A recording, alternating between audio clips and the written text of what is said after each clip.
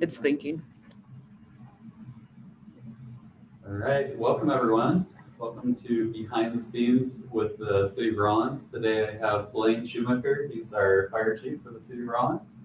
And just a quick introduction, this is all about building trust with the community through transparency, communication, education. We want to share the things, all the good things that our employees do at the city. We'd like you to be able to hear more about what we do, kind of dive into that a little bit, and be able to understand the things that we do. As a taxpayer, we want to take care of the city the best that we can. So that's what our program is about. So we'll start with Blaine. Blaine, tell us a little bit about yourself. Why, thank you, first of all, for having me here today. It's very exciting for me. So a little bit about myself, born and raised in Wisconsin, huge Green Bay Packer fan, thank you. Started my fire service off in 1986, and I did 7.5 years active duty in the Air Force as a firefighter. Was very fortunate after that to take a civilian job with the Department of Defense for 25 years. And after 32.5 years, I retired from them. I decided to go to work for the school systems as a campus safety director, but realized that I was not done with firefighting yet. And obviously I put my resumes out, and I was very, very fortunate to be obviously come on up here for an interview and was selected. So here I am as your Rollins Fire Chief. We're so glad that you're here. I am very glad I'm here, thank you. So first question I have for you here is tell us about firefighting in general. Just I know there's a lot of people when they think about firefighting, they first think, okay, they just go and put out fires. Exactly. But we know that there's a lot more to it. There is. So tell us about that. When I first started firefighting, basically it was about fire suppression. You showed up at a fire, you pulled off hand lines, you hooked up to a hydrant, and you fought fires. Well, since then, the fire service has grown exponentially in the different things that we do. Some of the biggest things in my career that have happened was we went into a technical rescue aspect where we just went from firefighting to assisting whatever we want to, or whatever we needed to rope rescue, which was high angle, low angle rescue, confined space rescue, and hazardous materials. That was the big one. Hazardous materials became a big push throughout the United States, where you have regional hazmat units or teams to help out on big calls. So we went from something that was kind of basic into a job now that's extremely technical. And then when you add the emergency medical services on top of that, firefighters have to be trained in numerous areas. And as you can tell by our training that we do every month, we stay up on top of that very well. Yeah, and I got a taste of firefighting recently with you. You did? Joined the crew, and you put me in a burning building, which We was it was cool to see. I felt like I learned some things just going in there and seeing, like I wouldn't have when we saw that fire in the corner and we put the hose on it, but we put it up on the ceiling and it doused it, and I just wouldn't. There's just technicalities to it that you don't realize. Exactly. And here, there's reasons why you do every little thing when you get to a fire. So it was cool to learn. It is. So just to let the public know that we went down and we did a full fire entry evolution, excuse me, where we took hand lines in, we had a safety line on the outside, we had a safety officer on the inside.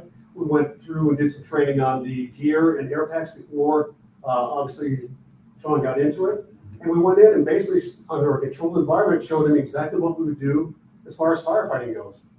What some of the tactics are, as in a lot of times you don't want to go in and just straight stream that fire immediately because the thermal layer balance will be upset, and you can get one room that's 400 degrees up to 800 degrees just because of that.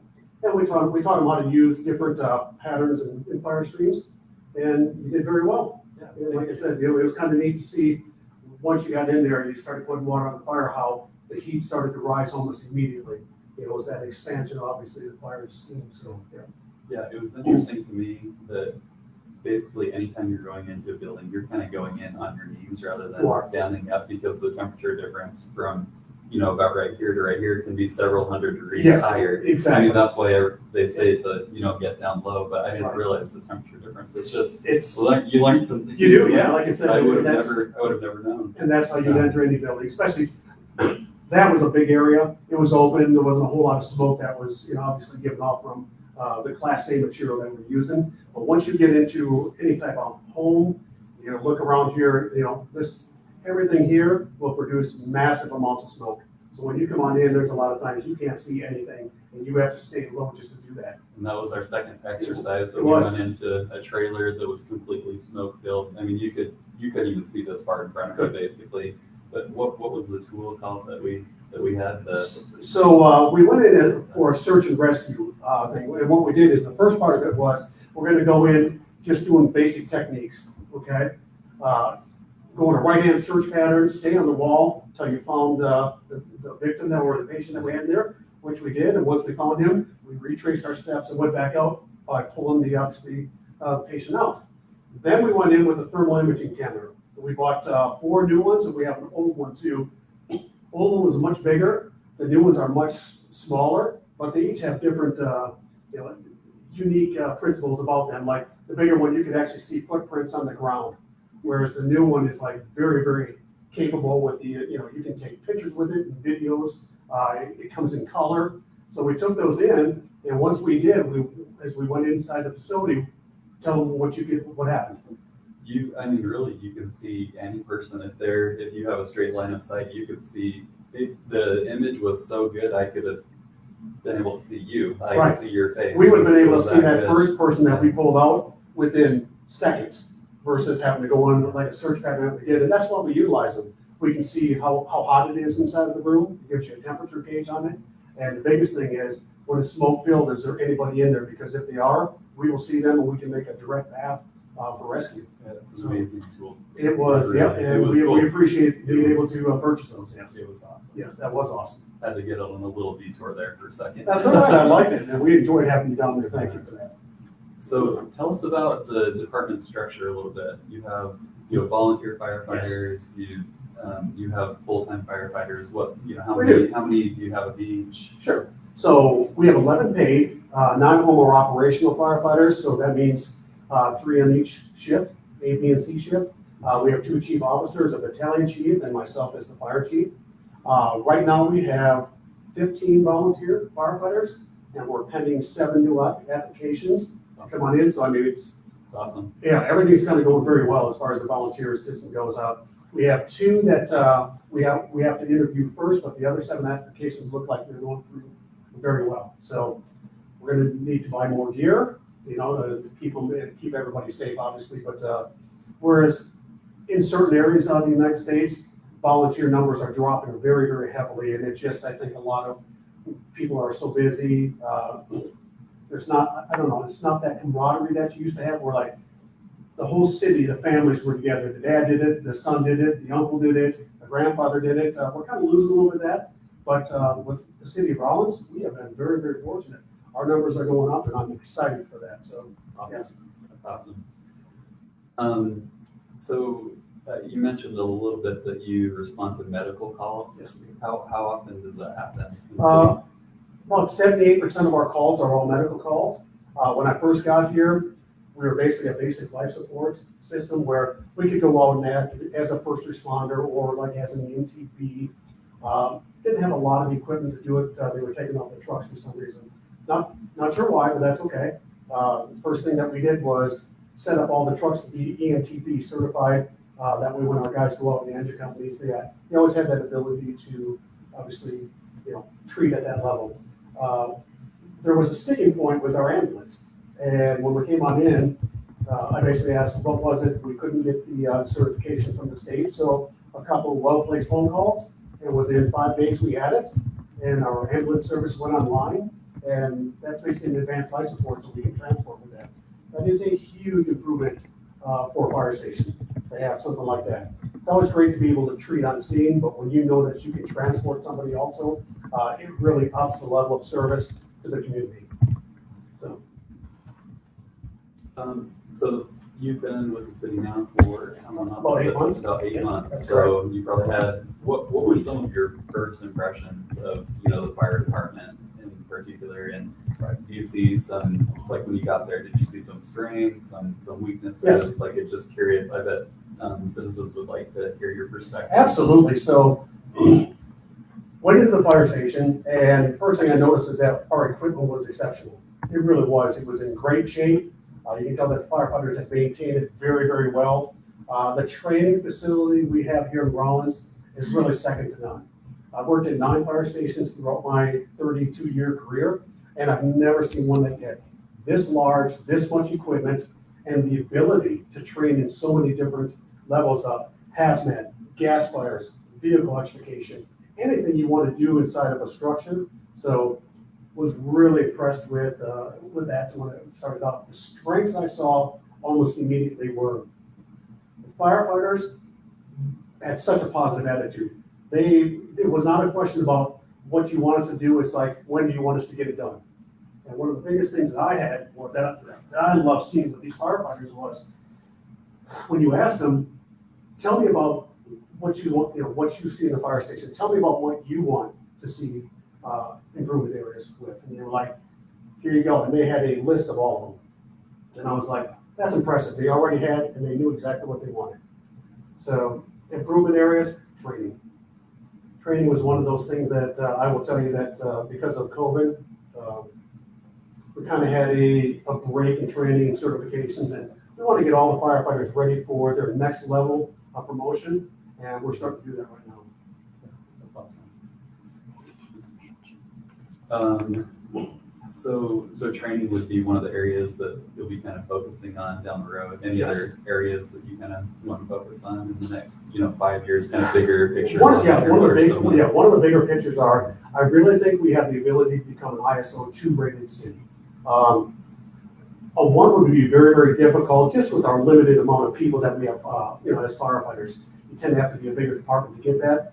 But we had a great ISO rating come on in this time, where we went through and it was like, I know we went up in our rating numbers. I'm not sure where, but I know there's programs that we can set in that I think we can get to a 2, and that's a huge goal of mine. What would that mean for the community if we went from a 3 to a 2? So a 3 to a 2 basically allows for a different assessment from your insurance companies. In certain communities, insurance prices will go down as your rating goes up. So it's literally saving them. It would literally save them some money, Yeah. exactly. Now, there are some insurance service providers that don't do that, but there are some that do. And like I said, once you go up, it also just says that your level of service of what you're giving the community as far as, here's what we can provide for you, is better. I guess that's the best way to put it. One of the biggest things I talked to you about when I was hired, before I was hired, was I would love to see this department accredited. And it's going to take a lot of work. It's going to take everybody's help, to include yours. The city manager plays a huge part in the accreditation process. Within the next 2 years, I would like to be able to start that process. Why 2 years? Because there's a lot of programs that we have to have come online before we can start doing a very, very healthy self-assessment of what we do. 256 line items that you have to, you will have people come in from all over the United States. And you have 6 chief officers that basically, they rate your department. And before you do that, you want to make sure that every one of your programs is perfect, or as close to perfect as you can get it. So yeah. That's an awesome goal. That would be Huge goal, but amazing. we've done it before. The last department I was in, we became accredited, and it was tough. That speaks You had- volumes you had- of a department. It if you can does. get that You right. had to be very, very, hard on your department. It wasn't like you went in, oh yes, we just do this. No, you had to tell why. You had to have a paper trail. It was basically like a huge audit of what you do on a day-to-day basis. Yes. And there's not a ton of accredited fire stations out there, right? Or, When I left, 221 were accredited. I definitely know that numbers went up, but I don't think it's over 300 yet. And considering there's over in the whole 30, United States. there's over 30,000 fire departments in the United States, so that's a 0.007% of all fire departments are accredited. And that's basically the pinnacle, what they consider of fire department's level of service. So there you go. Amazing. It would be amazing. So the next question is on the strategic plan, and I like to just take a second to explain to the Sure. community what that is for new viewers. But the community put together a survey, or we sent that out to the community to see what we could focus on for the city of Rollins, and we came up with 5 categories: employees, beautification, infrastructure, community trust and engagement, and community development and economic development. So those are the 5 key areas that we're trying to focus on as a city. And for this interview, I'm curious to hear, how does the fire department, what role do they play in the strategic plan for the city and making those areas get better? Sure. For the city? The fire department actually has very, very small, we've only got 2 areas that we are specifically noted in as far as this is what we're gonna do. One of them was to set up a city safety officer program, and we've done that. We put together a team, and I was very, very impressed with, not only did we put together a team from each individual department, but we had volunteers that wanted to come in and be on the committee. Now, that safety committee it looks fantastic. Great ideas, I think very, very strong professionals in it, and it's only gonna make the town better. The city obviously used to have a safety program. For some reason that it kind of went to the wayside, if you will. And after you asked, it became part of the strategic plan, and we said, guess what, it's time to get this thing rolling again. And it's rolling. The other thing, our Fire Service Commission, we want to do a rewrite. There's things that need to be updated with how we do hiring, how do we keep our firefighters happy. Just a lot of different things in there that needed updating, and we're in the rewrite process right now, which should be coming online, I think, fairly soon. The firefighters, how do we include ourselves in strategic planning? There's nothing that we will not do for any one of the department heads that have something that, hey, can you guys come out here and assist with this? Can you guys add manpower to this? Absolutely, that's what we're there for.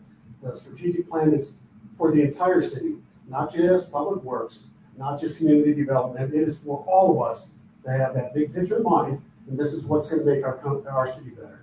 So that's where we kind of set it. Awesome. What does the fire department do in the way of community service? Biggest thing when I came in, I told the firefighters we will be involved in community service a lot more than you ever have. To me, that's what we do. In the times that we are not running calls, or we're not putting out fires, or working medical calls with patients, we should be out there assisting the community, giving station tours. And there we go, it's a little beep right there. We'll turn that down. Okay. And so you just never know when the calls are coming in. Fire safety education for schools is a huge thing with us. We go up there, we teach about, obviously fire safety. They get to see the trucks, they get to put on gear, so they get to be part of the fire station, as it is.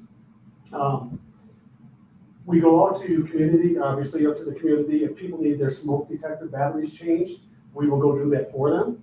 To me, it's one of the things that I wanted to talk about in just a second, about changing your smoke detectors and that kind of stuff.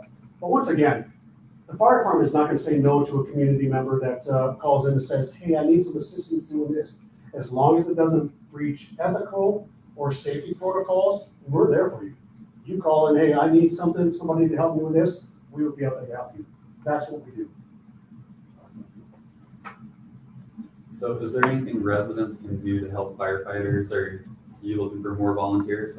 How many do you want? I tell you what, a goal of mine would be to have 40 volunteers. We really would. 40 is a big number. It's a big goal, but I tell you what, we're moving towards that pretty quickly.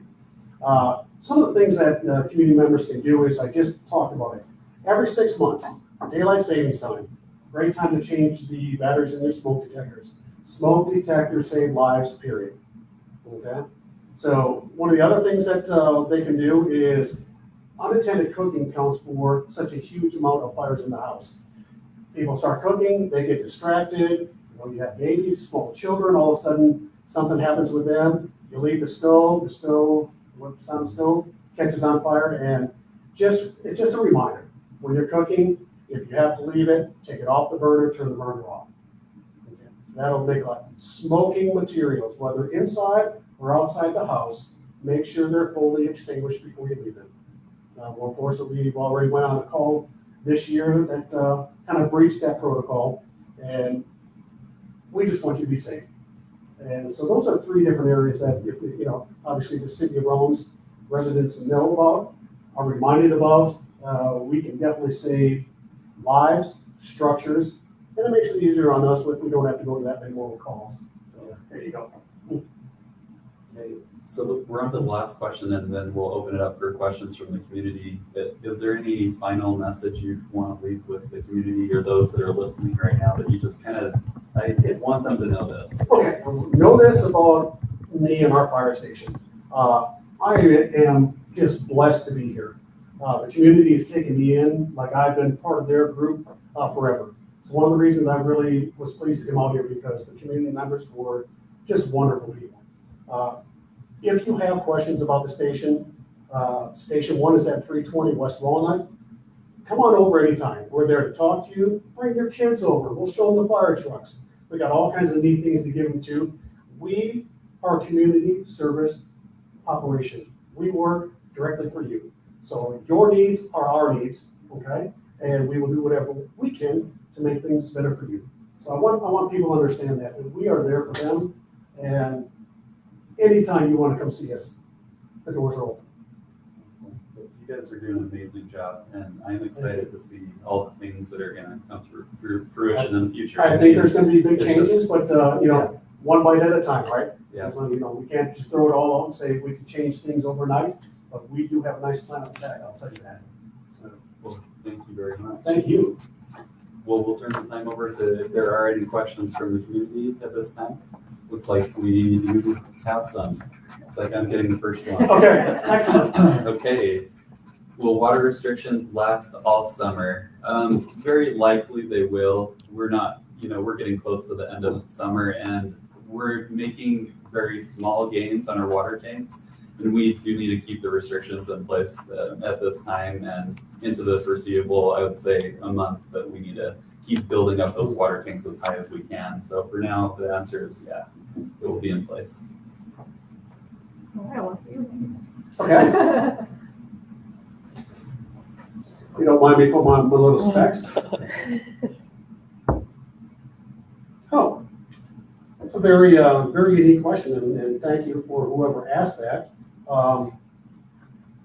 The question was about our new patch, and it has been a topic of conversation in the community, overwhelmingly very, very positive. When I got here, the station was, I don't want to say in a bit of turmoil, but we needed to move forward from some situations that had happened in the past. One of the biggest ways that you can do that by rebranding yourself is look at something that means something to the firefighters, say, how do you want to improve this? And one of the comments, that was said was, we've had this old patch for a long time, and it says nothing about Rollins on it. It basically said Rollins Fire Department. And I said, well, if we want to do that, let's look at, designing a new patch. And it was kind of my idea. I wanted it to be part of Rollins. So I wanted the city logo to be part of it too.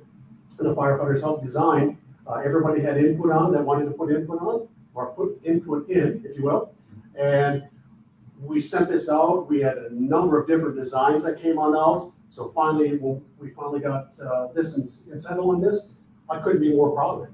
Like I said, this is a new day for this fire station. Yes, I'm not part of Rollins. I came in from South Carolina. I do believe I'm as big a part of this community as anybody else. And so it's kind of one of those situations that now that we have a new patch, we kept our badges the same. It's kind of one of those things that we've now updated ourselves. This is a different department. And if you guys want to see, anytime you want to come down and take a look at it, that is our new patch. And I would like to say, very, very pleased at how it came out. And the fact that we have our city logo on it now, basically, to me, that reads Rollins. And to me, that's very, very, very important. So, thank you for asking the question. So that's all we have, it sounds like. That's all of them. All right, well, thank you everyone for joining. It's been a pleasure to do this. And next month, we'll be doing another Facebook Live community event, and I'm gonna ask our police chief to join us. And again, I just want to say thank you to Blaine and your employees. You and all of them are amazing people. It's our pleasure. Thank you. Doing amazing things here. And we appreciate that. Thank you, sir. Thank you. All right, thanks everyone.